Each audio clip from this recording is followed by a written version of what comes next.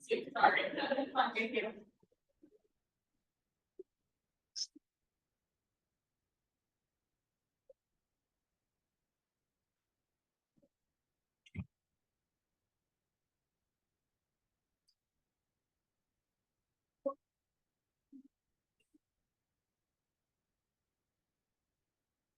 Hi,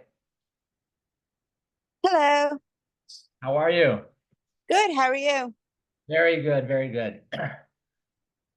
That's good to hear. So, tell me a little bit about this movie of yours. So the film's called FIRELINE. It's about inmate firefighters in California, and very specifically, it centers on a father who is desperately trying to call his daughter on her birthday on the day during a wildfire. Oh, wow. And how did you come up with the concept for that? So it started with Indeed has this program called Rising Voices, which they partner with Hillman Grad and 271 Films. And the theme of the program was visions of the future of work. And in taking that in, I was very inspired by, I sort of looked to the past and was very inspired by um, Chinese American railroad workers and Irish indentured servants and this labor system that all sort of stems from American slavery. And how does that fit into a modern context? And inmate firefighters was that sort of intersection between modern day slavery and the front lines of the climate disaster that we're facing. Um, and then on top of all this, my wife was 5 months pregnant at the time. And we were living in California, and I knew that I needed to make a movie that was going to be set in California. And so all of this fed into the genesis of what became the film. Nice. And what would you say was the biggest challenge about making the film?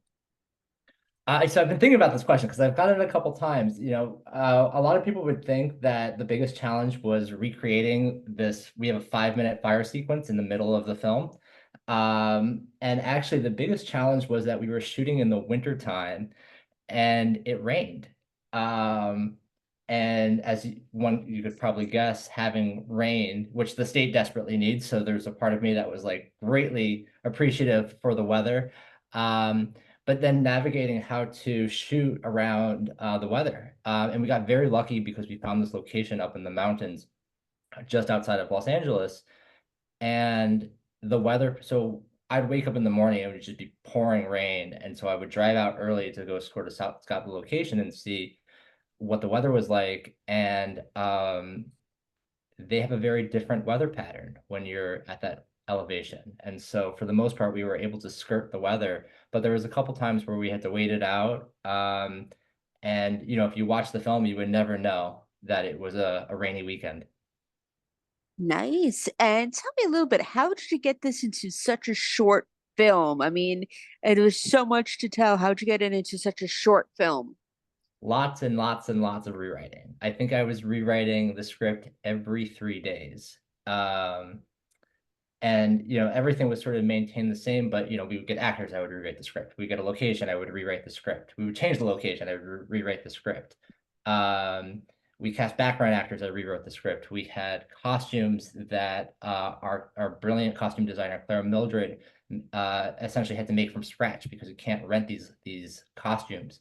And that led to a rewrite of the script. We had friends and family members and colleagues read the script, and we internalized their notes and we rewrote the script. So I was rewriting this, and um, I was doing rewrites probably up until 3 days before the shoot, just to sort of maximize the time that I had with the script. And so I think that created a super production essentially. Wow. And without giving too much away, what was your favorite scene that you filmed? Oh, um, there's two.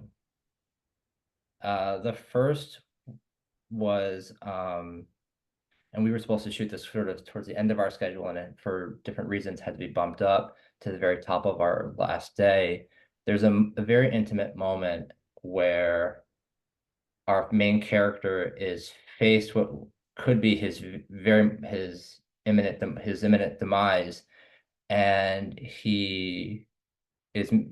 I'll give it away. He makes this phone call, and we just I was it was one of these things where the camera was set up, it was locked off, it was on the ground.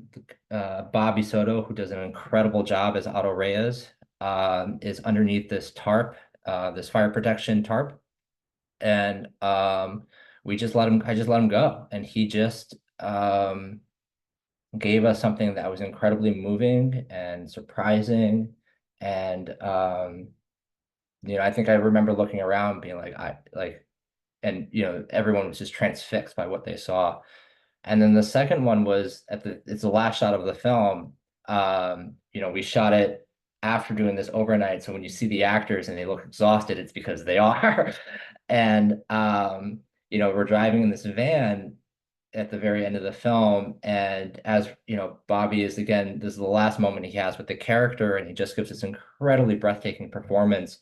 And at the very same time, as the car's moving, the sun just comes right over the mountains into the van window. And it was just one of these happy accidents that nobody planned for. And I think we all knew that we had something special on our hands. Very nice. And what's next for you now that this is in the festival and you have so much going on with this? What's next after this? Well, I hope this film continues to have a very healthy festival run. We just played at Holly Shorts yesterday, and we premiered at Tribeca earlier this summer.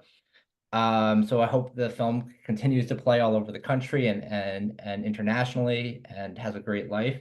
We are soft pitching a feature film of the short, and seeing what people's response is based on that. And then I have another feature that my reps at 3 Arts and Verve are pushing around town. So fingers crossed. I don't want to jinx myself or get ahead of myself too early, but I think with a little bit of luck and the right people, we get to keep on making movies. Nice. And tell me a fun fact about yourself. A fun fact about myself. I just had, like I mentioned before, my wife was 5 months pregnant when we wrote the script. She's 6 months and 15 days today. She's on her second day of daycare, and I think that's probably my favorite project that I've ever, certainly the most important project that I've ever been a part of. And just seeing her grow is that's probably my fun fact. Well, congratulations. What's her name? My name is Robin Dench. No, the baby. Oh, my turn. I was like, oh, that's a weird way to end. The baby's name is Ella. I love that. That is such a pretty name. Thank you. Thank you. And yeah, so I'm so excited for you about that too. And what are you watching these days?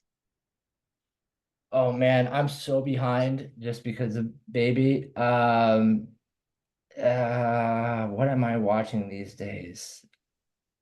Uh, I'm s- I've been watching a lot of short films just because I've been going to these festivals and seeing shorts at these festivals. I want to give a shout out to both Wes, who directed Meal Ticket, the Liu brothers, who did Technicians, and Kelly Yu, who did Endling, as well as Jean Liu, who did Corpse Fisher, Manuel Del Val, who did In the Fold, Winter Dunn, who did Play Hard, Omar Kamara, Mercedes, and I'm definitely missing a name right now, but everyone in the Rising Voices cohort who just did fantastic work, and elevated all of us on this journey that we just did. Wonderful. And congratulations. And we can follow you on social media so we can continue to follow this wonderful career of yours. You can follow me on Instagram at Robin TAKAOD. And you can follow the film at FIRELINE Film. Beautiful. Well, thank you so much. I'm proud of you and I can't wait to talk again soon. Thank you so much. I appreciate the time. Thank you. Bye-bye.